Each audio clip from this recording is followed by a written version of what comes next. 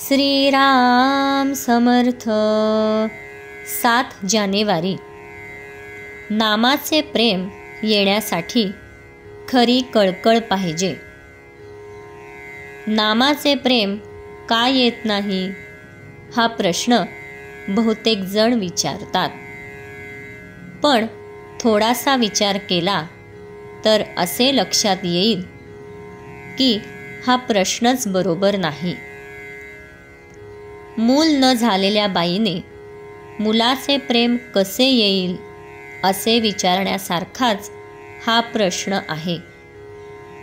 मूल झाले की प्रेम त्याच्याबरोबरच येत असते. तेव्हा मुलाचे प्रेम कसे येईल हा प्रश्न करण्याऐवजी मूल कसे होईल याचाच विचार करणे बरोबर ठरेल. आपण सुद्धा प्रश्न करायचाच असेल तर नामाचे प्रेम कसे येईल असा करण्याऐवजी मुखी नाम कसे येईल असा प्रश्न करणे बरोबर होईल. मुखी नाम यायला वास्तविक आडकाठी कोणाची आहे? दुसऱ्या कोणाचीही नसून आपली स्वतःचीच आहे. वास्तविक एकदा नाम घ्यायचे ठरवून सुरुवात केली की झाले. पण तसे होत नसेल तर दोष दुसऱ्या कोणाचा नसून आपला स्वतःचाच आहे. म्हणून नाम घेणे हे आपले काम आहे. मग त्याच्या पाठोपाठ येणे हा प्रेमाचा धर्मच आहे.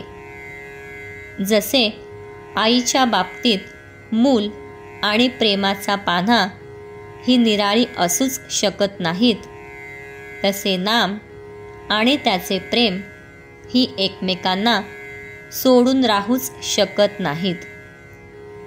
यावरून एक गोष्ट अशी ठरली की प्रेम का येत नाही याचे उत्तर आमच्याजवळच आहे, आणि ते म्हणजे नाम घेत नाही म्हणून. यावर कोणी असे म्हणेल की आम्ही नाम घेतोच आहोत, तरीही प्रेम का येत नाही हे विचारणे ठीक. पण आता आम्ही जे नाम घेतो म्हणून म्हणतो त्याचा विचार केला तर काय दिसेल? पोटी जन्माला आलेल्या मुलाबद्दल जसा कळवळा असतो तसा नामाबद्दल आपल्या ठिकाणी कळवळा नसतो. सर्व संतांनी किंवा आपल्या गुरुने नाम घ्यावे असे सांगितल्यामुळे आपण ते घेतो, किंवा दुसरे काही करायला नाही म्हणून घेतो, इतकेच. अर्थात तसे घेतले तरी आज ना उद्या आपले काम होईलच. पण प्रेम का येत नाही असा प्रश्न विचारण्यापूर्वी आपण नाम किती आस्थेने घेतो हा प्रश्न स्वतःला विचारणे जरूर आहे.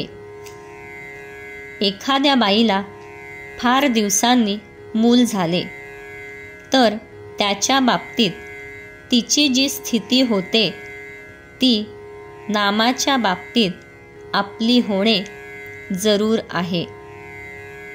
आपल्या देहाची वाढ जशी आपल्याला नकळत होते तशी आपली पारमार्थिक उन्नतीही आपल्याला नकळत झाली पाहिजे. ती कळली तर सर्व फुकट जाण्याचा संभव असतो. परमार्थात मिळवण्यापेक्षा मिळवलेले टिकविणे हेच जास्त कठीण आहे. ज्याला मी काहीतरी झालो असे वाटते तो काहीच झालेला नसतो. अशा माणसाने फारच सांभाळले पाहिजे. नवऱ्याला देव आवडत नाही म्हणून बायकोने नामस्मरण सोडण्याचे कारण नाही. तिने नाम घेतले तर धर्म सोडला असे न होता उलट संसार सुखाचा होईल. जानकी जीवन स्मरण जय जय राम।